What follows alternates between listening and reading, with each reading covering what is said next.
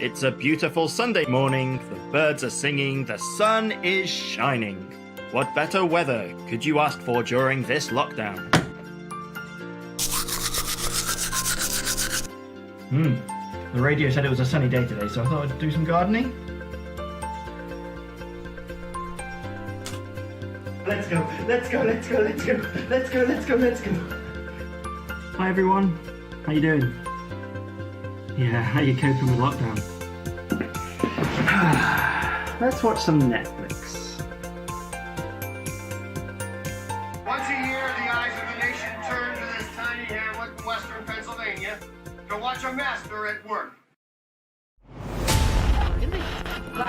It's a beautiful Sunday morning, the birds are singing, the sun is shining.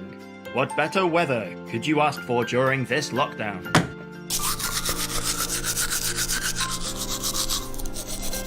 That's why Superman would always win a fight against Batman. I'm sure I got rid of those weeds yesterday. Let's go.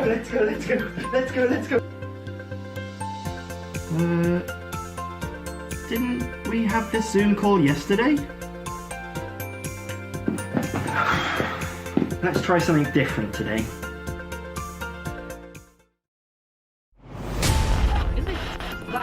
It's a beautiful Blursday morning, the birds are singing, the sun is shining. What better weather could you ask for during this lockdown? So what you're saying is, if this is happening every day, I could do whatever I want. Bring it on, weeds. Bring it on. Let's go. Yes, it is a good Blursday, isn't it? Tiger King. Let's go.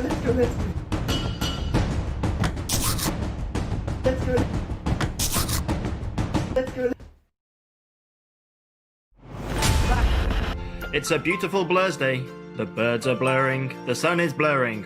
What better blur could you ask for during Blursday? I wonder what hot sauce is like on cereal. Oh, it's so weird.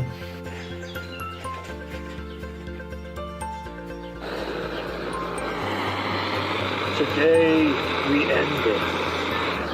Let's go. You know what, guys? I don't fancy this Zoom call tonight. Bye.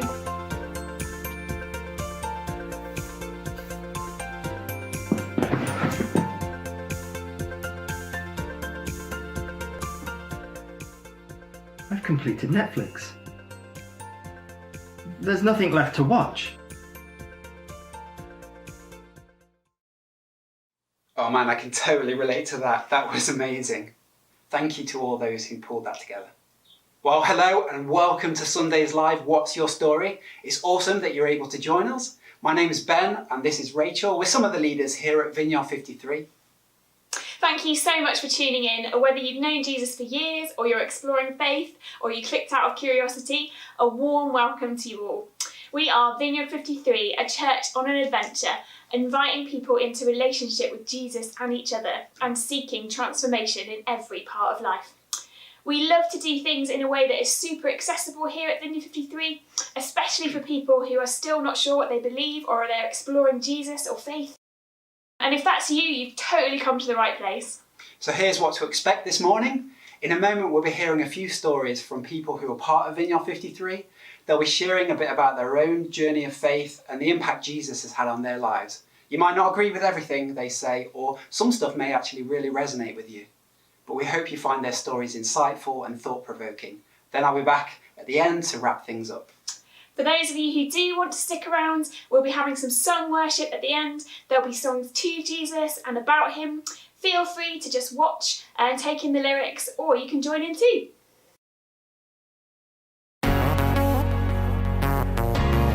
Hiya, I'm Adam. For the past many weeks I've been at home with my two kids and with my wife Sarah, and we're trying to both work and parent and do homeschooling. Hi, I'm Abigail. During lockdown, I work part-time and my husband is furloughed and we have a beautiful daughter, Summer.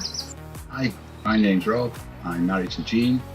We've been going to Vineyard for nearly 2 years now. Hi, I'm Steph. I'm in lockdown with Mike and our 3 boys. Thankfully, Mike has been able to continue working throughout, whilst I have been trying to finish my Masters in Law and also homeschooling the children. My father was a severe depressive. We were brought up in this council house in Greasby on the Wirral, obviously getting help from the state. I thought to myself, how can there be a God when they let this happen to my dad? And this went on. I tried to read the Bible and it was just so boring. And I read all sorts of other books. By the time I was 15, I absolutely did not believe in God. My journey with Jesus started when I was young. Actually, it was from my grandma. She lived with me, and the way she nurtured me was the way Jesus loves me. And she sang the hymn, she prayed to God, and that was a big foundation of my life. I grew up in a Christian family, which I just presumed made me a Christian. So the journey for me really started in 2007. I left Northumberland to move to Nottingham to go to university. And what I really wanted to do was to live that student lifestyle. One thing I knew for sure was that I didn't want to be a Christian. My teenage years and the school I'd been to particularly just left me with a sense that Christianity was empty and it was for hypocrites and it just wanted something from you. First of all, I served an apprenticeship as a shipwright, went to sea as a petty officer, the Merchant Navy, sailed all around Africa and the Far East. Then I met this wonderful girl called Jean and we got married, so I packed in the sea.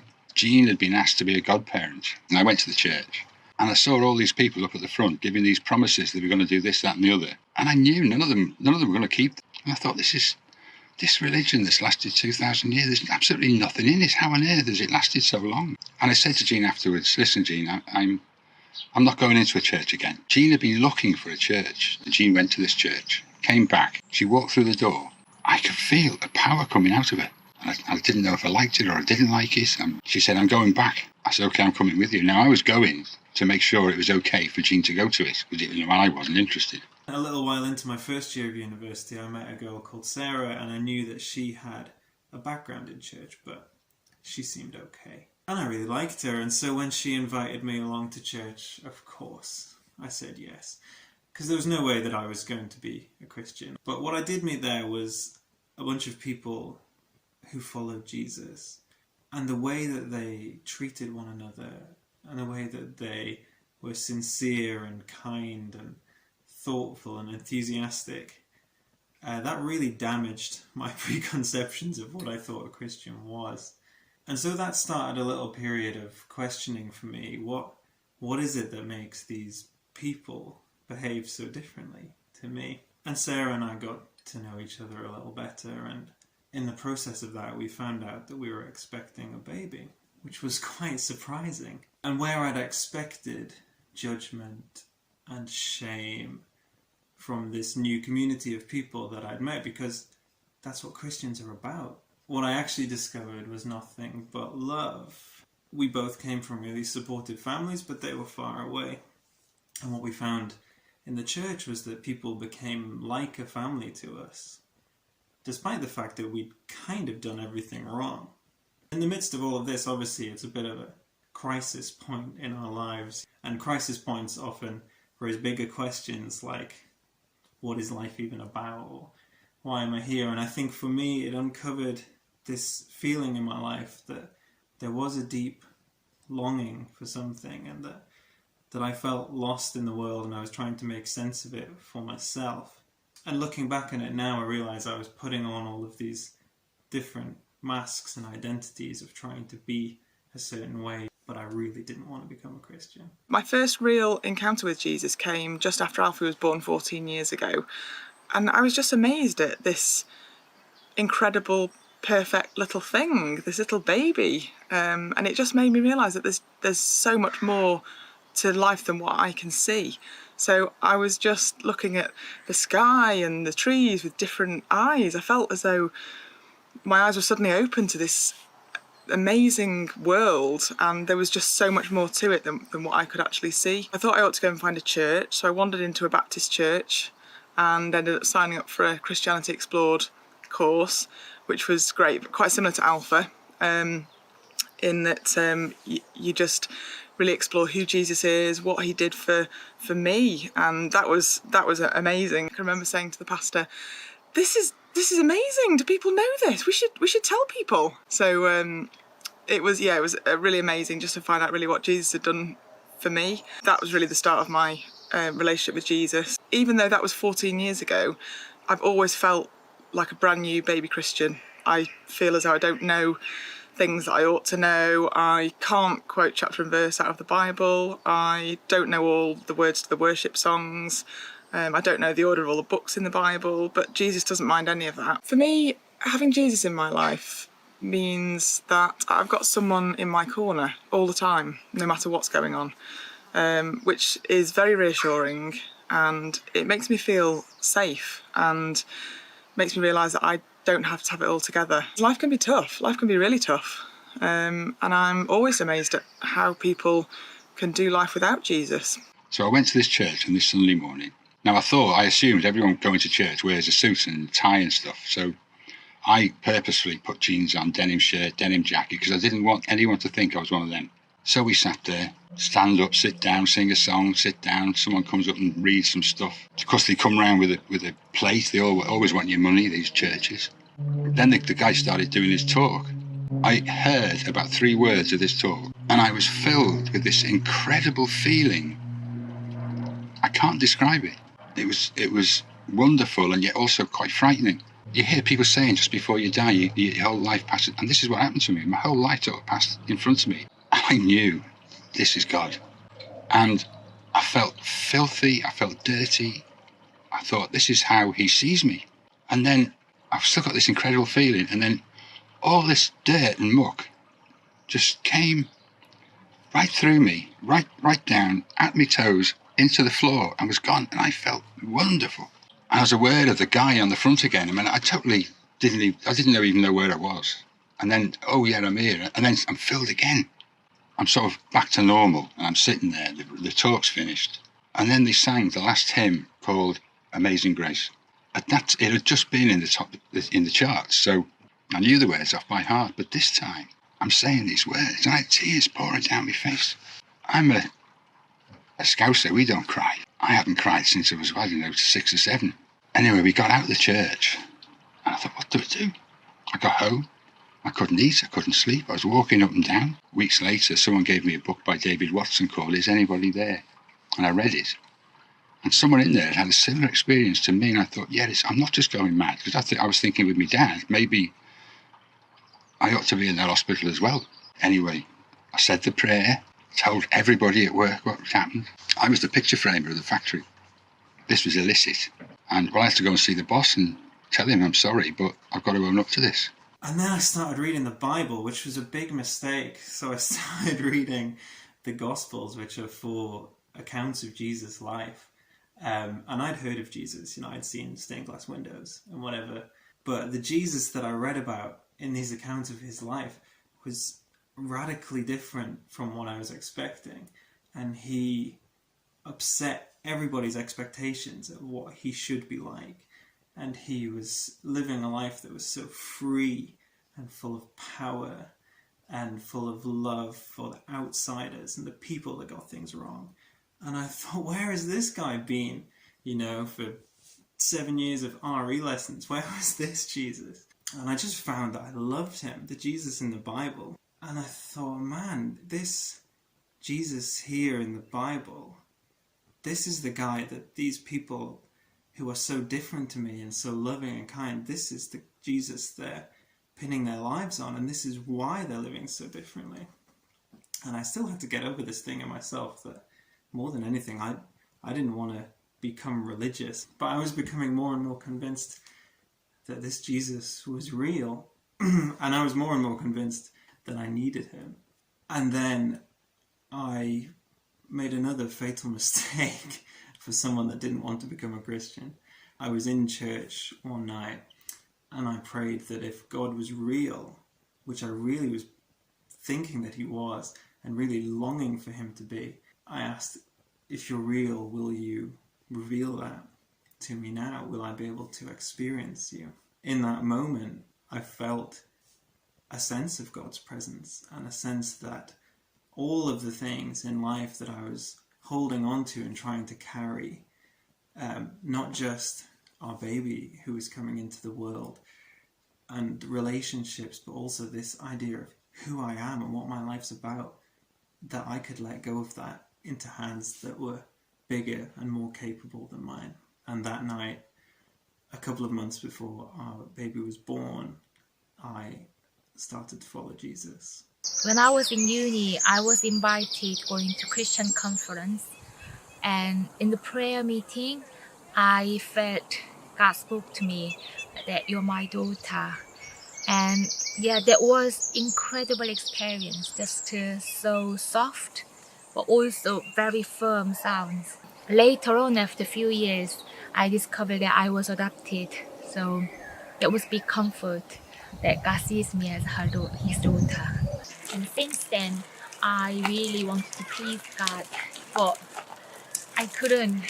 I really wanted to be perfect, but I wasn't. And there was many things I had to sort out, but I couldn't do it myself. And that time, God really reminds me that He sent His Son to pay all my costs. I didn't need to do anything to have a right relationship with God.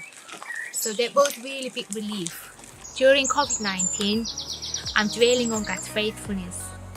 The world is changing and there is uncertainty in my life, but God's love never changing.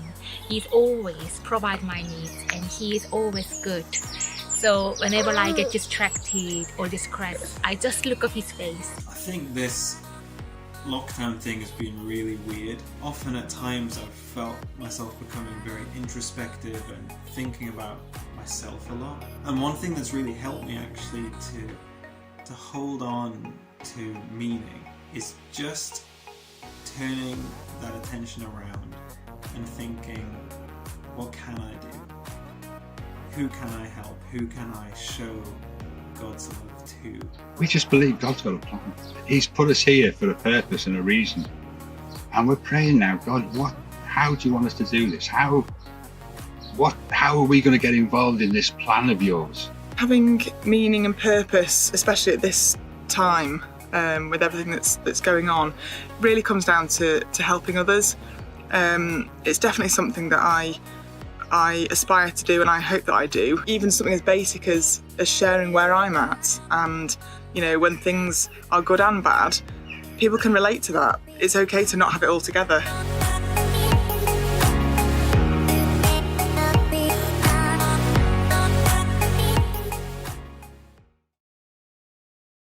Wow, incredible stories. Thank you so much to all those who shared. I'm just going to finish with a few thoughts. The year was 1944. Psychologists Fritz Heider and Marianne Simmel set up a behavioural experiment, which involved a video of moving shapes and asked participants to write down what they thought was happening. What do you see when you look at these moving shapes? In the study, one person saw them as geometric shapes moving around, but the rest, they came up with stories to explain what the movements were about. Responses ranged from two people fighting. The circle was trying to escape the bigger, bullying triangle. The circle was worried. The little triangle, innocent. The big triangle, blinded by rage and frustration, and a whole host of other responses. Anthropologists, those that study human behaviour and societies of both past and present, tell us that storytelling is central to human existence, that it's common to every known culture. And there's something powerful about a story, isn't there? Stories help give us meaning and purpose, a reason for what we do and why we do it. Most of us love a good story, don't we? We love a good film, a good book, getting involved in something bigger than ourselves. Author Frances Burnett puts it this way: everything is a story. You are a story. I am a story. So what's your story? Perhaps in this season we can relate to that opening skit. Days are a blur, routine has gone out of the window. Maybe all sense of meaning, purpose, and even hope for a better day have dissipated from life. Perhaps as people shared their own stories moments ago, there were parts that really resonated with you. That feeling of emptiness, wanting more from life. Perhaps the word Christian or even church, for whatever reason, aren't words you see in a positive light. I want to invite you into another story, one that you may not have heard of before, a bigger story. It's God's story, revealed to us in the Bible, this wonderful and strange collection of ancient books, and more specifically in the person of Jesus. The Bible is full of people who are captivated by God and drawn into a story that is larger than the one they were currently living in. A story of how humanity was appointed as partners with God to take care of this amazing world, but we ruined that partnership. We decided we'd rather define good and evil for ourselves rather than trust in a loving Father God. So through Jesus, God set in motion a rescue plan, one to restore us and the whole world through Jesus' death and resurrection on the cross. It's a story that we get to be part of too, even today. The good news of the Bible is that through Jesus, we can know God, receive his forgiveness for doing life our own way, and we can enter into a new way of being human. Or in Jesus' own words, I have come that they may have life and have it to the full.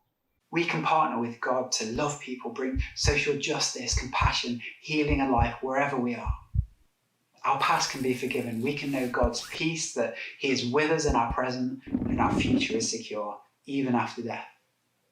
Is that a story worth exploring? Is that a story you would want to be part of?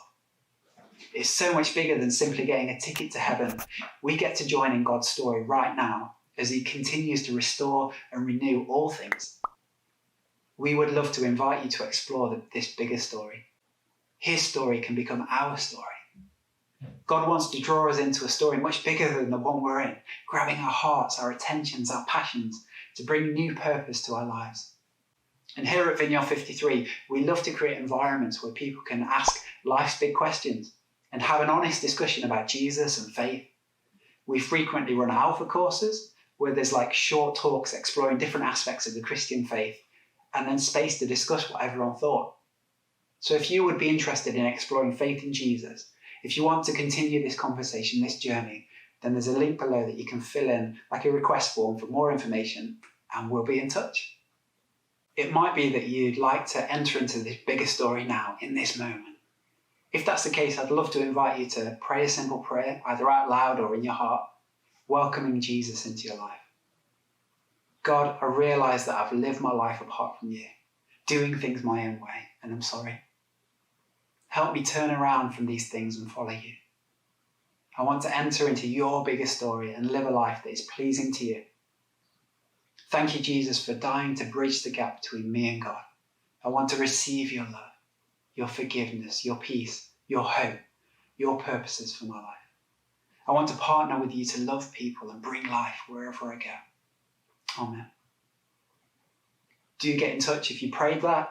We would love to journey with you in this and give you some resources to help you too. We're going to go into a short break now before having a time of worship. So feel free to either switch off at this point or see what you think. Have a listen, have a think about the lyrics. These will be songs that we sing to Jesus and about him. The words will come up on screen, so feel free to get as involved as little or as much as you feel comfortable. Thank you so much for tuning in. And do get in touch if you've got questions about faith. We'd love to chat and journey with you. Bye for now.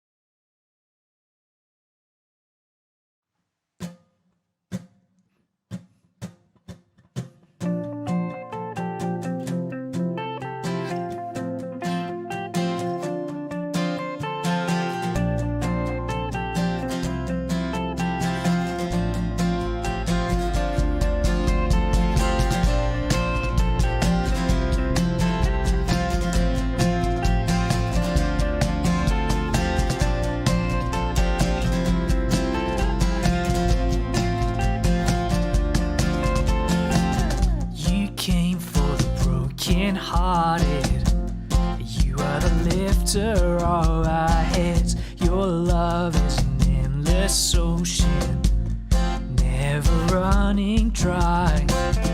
You came for the lost and lonely. You are the lover of the weak. You are our joy exploding.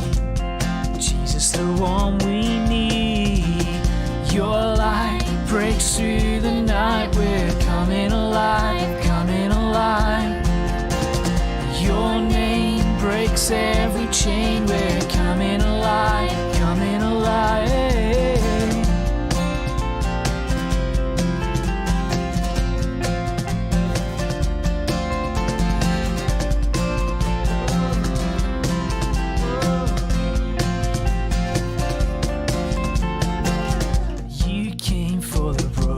Hearted. You are the lifter of our head. Your love is an endless ocean, never running dry. You came for the lost and lonely. You are the lover of the weak. You are our joy exploding. Jesus, the one we need. Your light breaks through the night. We're coming alive, coming alive. Your name breaks every chain. We're coming alive, coming alive. Your name breaks every chain. We're coming alive, coming alive. Your light breaks through the night. We're coming alive, coming alive. This is the freedom you've cried for. This is the freedom you died for. This is the freedom we've cried for. This is the freedom you died for.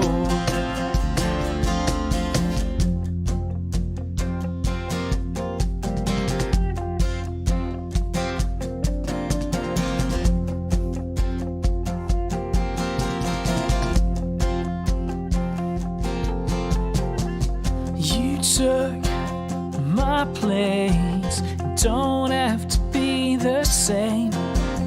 My guilt, your grace, you're breaking every chain. You took my place, don't have to be the same. My guilt, your grace, you're breaking every chain. Coming alive, coming alive, coming alive, coming alive, coming alive, coming alive, coming alive, coming alive. Your light breaks through the night. We're coming alive, coming alive.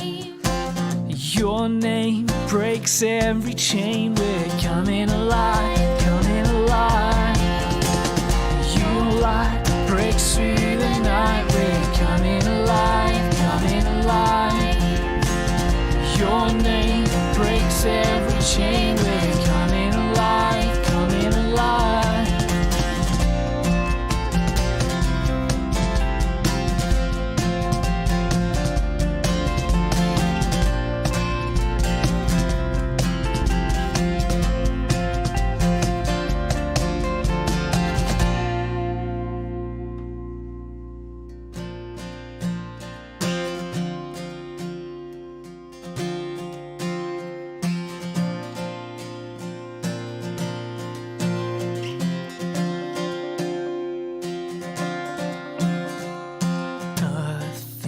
Can set us from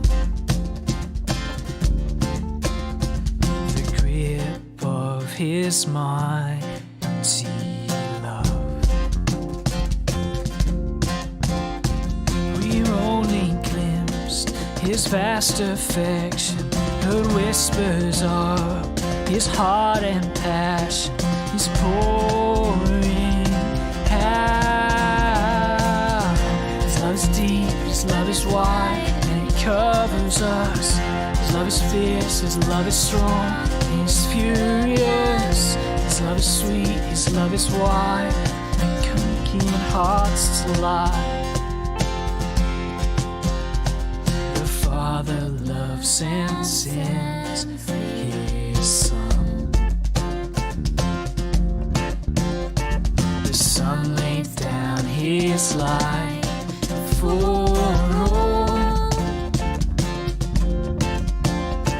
He lavishes His love upon us. He calls us now His sons and daughters.